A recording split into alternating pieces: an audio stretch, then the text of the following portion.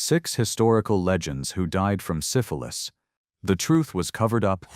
History loves a clean narrative. We remember our heroes as brilliant, eccentric, perhaps even tortured, but always extraordinary. Their names are carved into textbooks, their faces immortalized in portraits, and their stories polished until they gleam. But behind the curtain of legacy and myth lies a hidden sickness that destroyed genius after genius, quietly, brutally, and almost always in silence. This wasn't some mythic curse or punishment from the gods. It was far more real and far more common. A disease so widespread among the rich, the famous, and the powerful that it came to be known as the Great Imitator. Its symptoms were insidious: paranoia, delusions, memory loss, tremors. It could mimic madness, alcoholism, even artistic brilliance. And for centuries it did exactly that, unchecked and unspoken. We're talking about syphilis, a disease so stigmatized that even mentioning it could ruin a reputation. And so families covered it up. Biographers skipped over it. Death certificates blurred the truth. But beneath the euphemisms and sanitized stories lies a devastating pattern, one that shaped the final chapters of some of history's most celebrated lives. What if the madness was a medical condition? What if the eccentricity was brain damage? And what if the brilliance that dimmed too soon wasn't the price of genius, but a disease that should have been treatable? From crime lords and tycoons to literary icons and silver screen legends, this is the story of 6 historical figures who weren't just victims of fate or excess, but of a silent killer that changed the course of their lives forever. And in the case of some, maybe even their legacy. Number 6. Paul Muni, the vanishing genius. In the golden age of Hollywood, Paul Muni wasn't just an actor. He was a force, a chameleon on screen, a perfectionist behind the scenes. From Scarface to The Life of Emile Zola, he collected Oscars, acclaim, and respect in an industry built on facades. Muni was the actor other actors admired, serious, dignified, untouchable. And then he disappeared. At the peak of his power, Muni didn't stumble. He vanished. Scripts stopped. Interviews ceased. No scandals. No farewell tours. No dramatic exits. Just silence. By the early 1950s, one of Warner Brothers' most bankable stars had receded into the shadows, refusing roles, avoiding publicity, and living in near-total seclusion. For decades, the official story blamed heart problems, rheumatoid arthritis, fatigue. But those who knew him whispered a different theory. One that explains the inconsistencies, the strange behavior, the sudden flare-ups and mental lapses. A theory that goes beyond mere illness to something far more devastating. Syphilis. Medical historians and film biographers have pieced together a trail of symptoms that match the progressive phases of untreated neurosyphilis: erratic memory, mood swings, unexplained fatigue, and chronic pain. Behind closed doors, set insiders from Muni's later films recalled quiet incidents, forgotten lines, unpredictable irritability, confusion, not the eccentricity of an aging artist, but the warning signs of neurological decay. And yet there were no headlines, no exposés. Because Muni wasn't the kind of man Hollywood liked to scandalize. He was quiet, honorable, intensely private. If he was suffering, he did it with dignity. If he was deteriorating, he hid it behind locked doors and closed scripts. But his sudden retreat from the screen still begs the question: why would a man at the top of his craft, one who built his life around his performances, simply? Syphilis offers a chilling explanation. In an era before full antibiotic treatments were normalized, and when admitting to a sexually transmitted disease could destroy careers, many victims simply faded away rather than face shame. Muni's background in Yiddish theater, his early exposure to high-risk environments, and the nature of his decline all point to a condition nobody wanted to say aloud.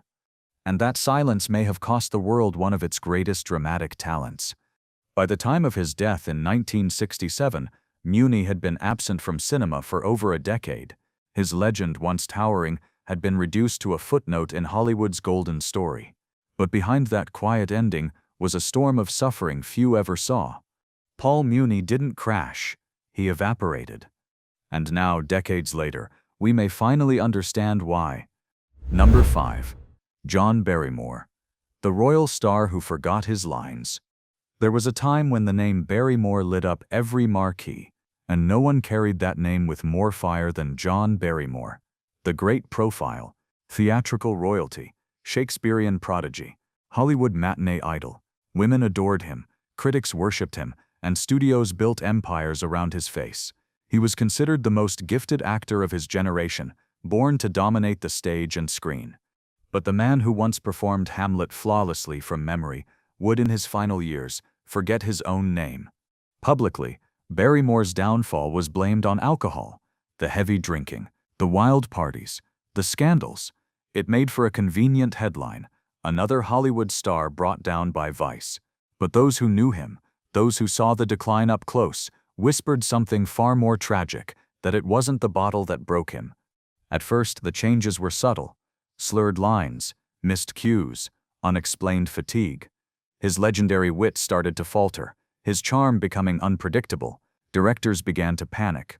The man who once commanded entire stages now required cue cards, off-camera prompters, even hidden earpieces. On some sets, a line feeder stood just out of frame, mouthing his dialogue in real time. This wasn't just forgetfulness. It was neurological collapse.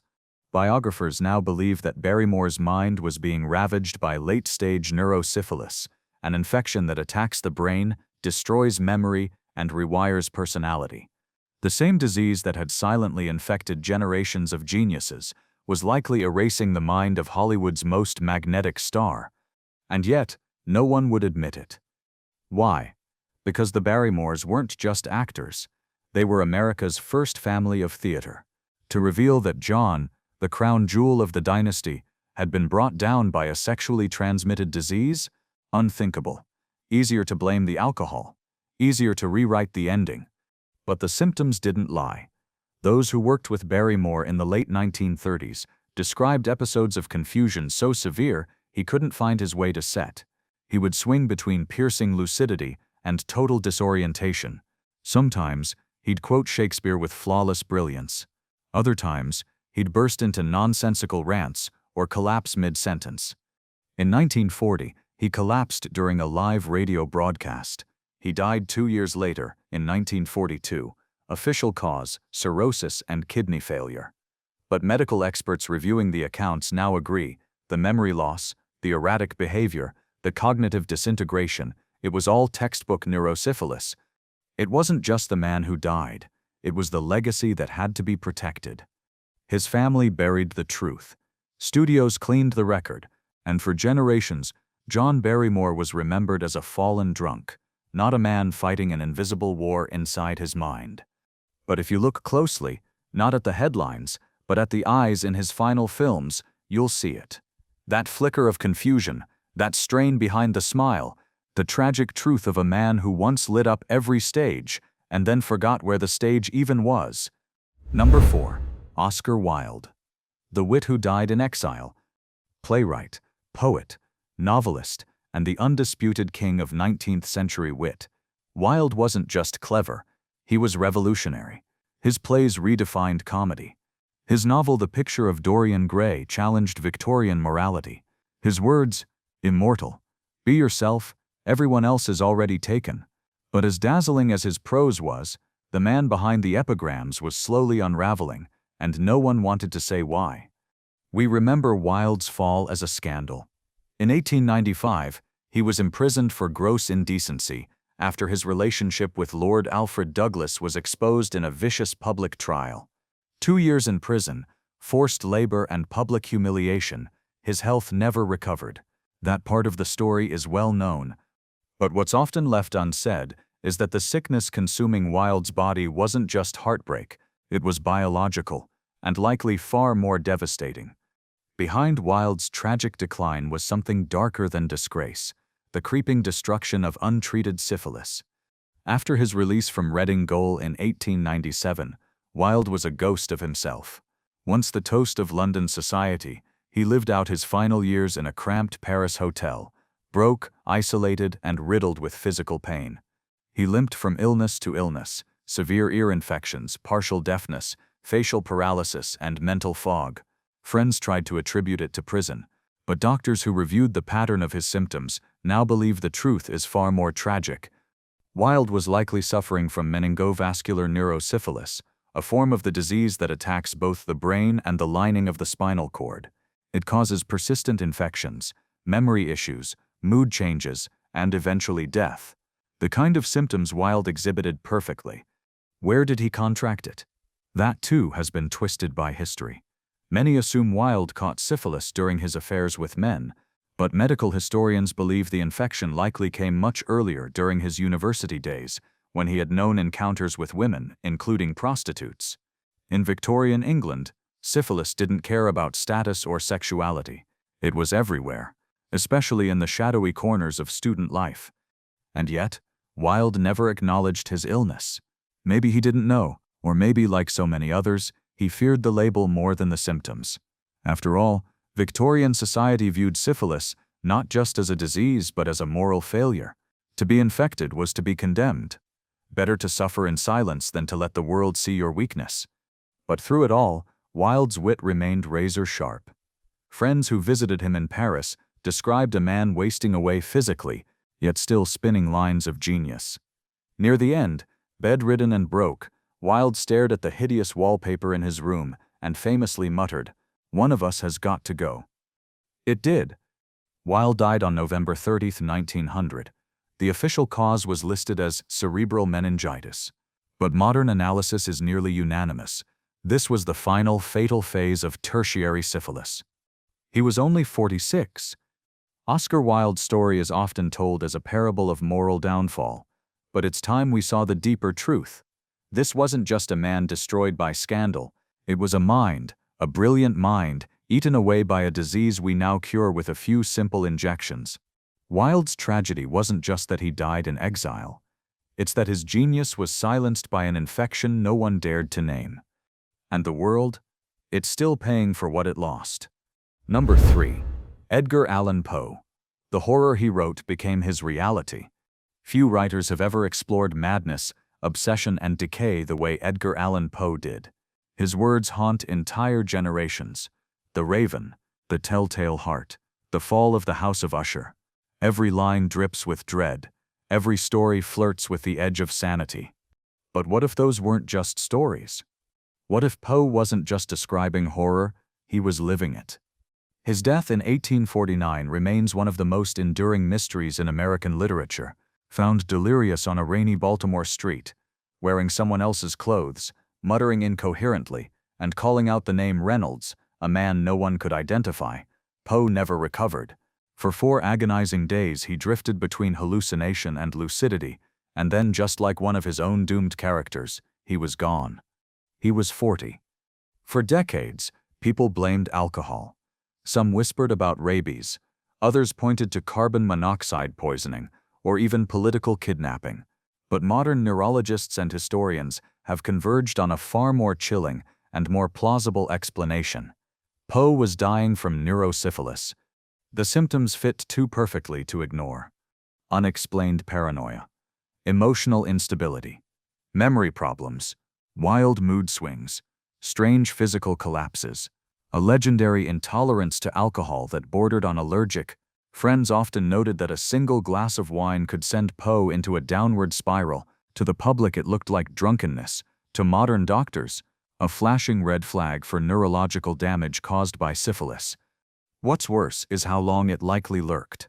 Poe's exposure to syphilis may have occurred years earlier, during his time at the University of Virginia, or while stationed in the military.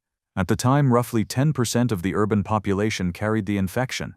It was everywhere, and treatment was brutal: mercury rubs, toxic tonics, and often more harm than help. Syphilis had a cruel pattern. It would vanish for years, and then return when it was too late. By the 1840s, Poe's writing had become more erratic, his stories more unhinged. Some chalked it up to his growing despair, the death of his wife, or poverty. But underneath it all, his brain may have been deteriorating, slowly, silently, and fatally. His final hours were ghastly: frenzied shouting, hallucinations, complete disorientation. He couldn't explain what had happened to him. He couldn't even recognize his friends. He reportedly screamed at invisible enemies and fought with nurses, It was a descent straight out of one of his own stories. The official cause of death? Phrenitis, an archaic term for brain inflammation. But behind that vague label, there's a darker reality. Modern analysis strongly points to meningovascular syphilis, a late-stage form of the disease that attacks the brain's blood vessels, causes psychosis, and leads to the very symptoms Poe exhibited. The irony is almost too perfect. The man who invented psychological horror may have been describing unknowingly the very disease that would take his life. His twisted narrators, their fraying minds, the hallucinations, the guilt, the descent into madness. Maybe he wasn't just imagining them. Maybe he was writing from inside the spiral. And that's the real tragedy. If Poe had lived even a few decades later, penicillin could have saved him. Instead, the world lost a literary titan at 40, and countless unwritten tales vanished with him. In the end, Poe's life became his darkest story. And the monster wasn't in the walls. It was in his blood. Number 2. Howard Hughes, the billionaire who lost his mind. Hollywood producer, brilliant engineer, and business mogul. He dated the most glamorous women in the world, built record-breaking planes, and reshaped the film industry with sheer willpower. At his peak, Hughes seemed unstoppable. He had fame, genius, charisma, and enough wealth to make anything possible. But all the money in the world couldn't stop what was coming for him. By the end, Hughes wasn't a titan. He was a ghost. A trembling skeletal recluse hiding in dark hotel rooms, terrified of germs, watching the same movies on repeat, eating canned peaches with handwritten instructions for how they should be opened. His fingernails curled like claws. His hair hung in mats. He weighed barely 90 pounds. The man who once flew higher than any human had become a prisoner of compulsions, so bizarre they barely seemed real. The world blamed mental illness, obsessive-compulsive disorder, chronic pain, morphine addiction. But some doctors and historians now believe the true cause may have been far more physical and far more tragic: untreated neurosyphilis. And once you see the symptoms, the theory becomes chillingly clear. Paranoia, obsessive hygiene rituals, delusions, erratic behavior, inability to tolerate light or touch, wasting away despite having access to the best care money could buy. Every piece of Hughes's decline mirrors the progression of late-stage syphilis, when the bacteria invades the brain and nervous system, causing irreversible damage. Hughes wasn't always like this. In the 1930s and 40s, he was eccentric, sure, but still sharp, still functioning. He designed warplanes, he ran businesses, he dated Katharine Hepburn. But by the 1950s, something changed. His behaviors worsened. He withdrew from public life. The once dashing tycoon became a myth, a man seen only through whispers and hotel room doors that never opened. Where did it begin? Historians point to Hughes's notorious promiscuity during his Hollywood years. As a producer, he was constantly surrounded by actresses and starlets. By his own admission, his sexual appetite was insatiable, and in the 1920s and 30s, syphilis was rampant in the entertainment industry. Without antibiotics, even a single encounter could have triggered a lifetime of decline. But here's the darkest part. Even when Hughes did have doctors, they couldn't or wouldn't help. Why? Because he owned them. By the time his condition had fully taken hold, Hughes had created a personal medical team that didn't question him. They weren't independent, they were employees. And if Hughes didn't want to be tested for syphilis or refused treatment, they obeyed. One biographer even described them as hostages in white coats.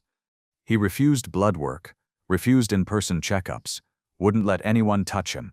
He issued instructions through handwritten memos or whispered through closed doors. His doctors were powerless, and Hughes, for all his wealth, was utterly alone. By the time of his death in 1976, the damage was irreversible. His kidneys were failing, his body was broken, his mind was gone.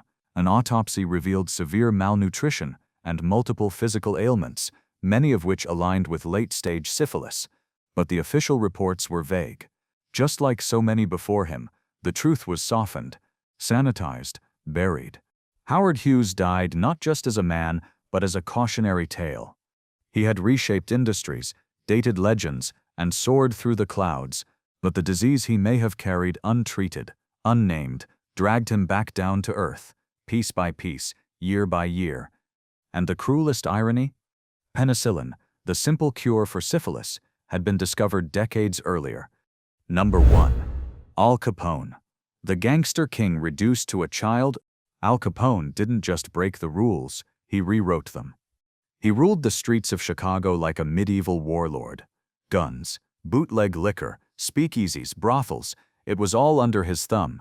By the time he hit his 30s, Capone was generating over $100 million a year. Adjusted for today, that's over $1.5 billion. He controlled police, politicians, and entire neighborhoods. Rivals feared him. The government couldn't touch him. Newspapers turned him into a legend. But Capone's real enemy wasn't law enforcement. It was invisible. It was slow.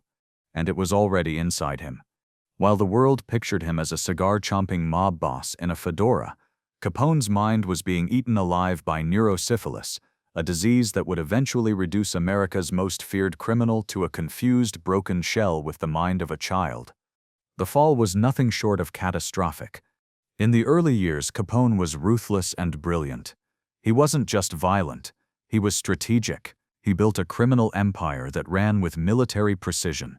But even as he sat atop Chicago's underworld, the infection was festering. Experts believe he contracted syphilis in his late teens, likely while working in brothels. At the time, early treatments were crude and often ineffective. Worse, men of power and ego like Capone often refused medical help until it was far too late. By the 1930s, Capone had finally been arrested, not for murder or racketeering, but for tax evasion. That's the part everyone remembers. What most forget is that by the time he entered prison, the disease had already reached his brain. Doctors at Alcatraz noted the early signs: confusion, mood swings, and trouble remembering conversations. He was diagnosed with paresis, neurological degeneration caused by late-stage syphilis, and even though he received some form of treatment behind bars, the damage had already been done. By the time Capone was released in 1939, he was deteriorating fast. His legendary temper, once calculated and weaponized, had become erratic and childish. His sentences didn't make sense. He couldn't follow conversations. His grip on reality was slipping. By 1945, the man who once ran Chicago was reduced to fishing in his own swimming pool, claiming he was catching sharks. He talked to people who weren't there. He forgot the names of people sitting right beside him. Visitors described a vacant stare, a man trapped in a fog he couldn't escape. Capone died in 1947 at his Palm Island estate in Florida. The official cause was listed as cardiac arrest and pneumonia. But those who knew the truth understood. The real cause was syphilis. It had hollowed out his brain, stripped away his personality, and erased everything that made him dangerous. And here's the part that makes it all sting even more.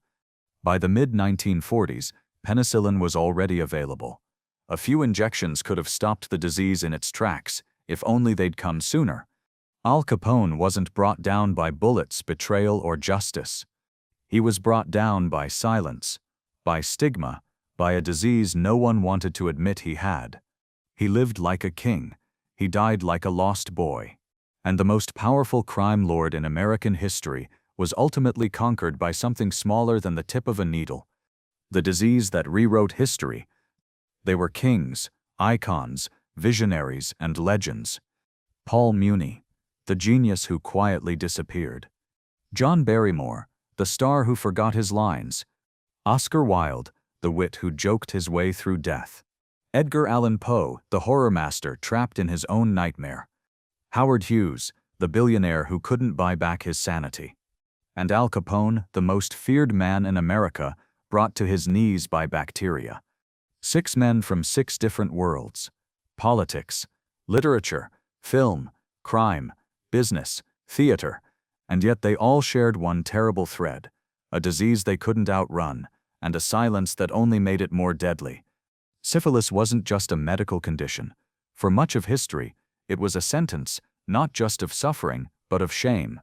It didn't just rot bodies, it destroyed legacies, and because of that, entire families, industries, and governments conspired to hide it.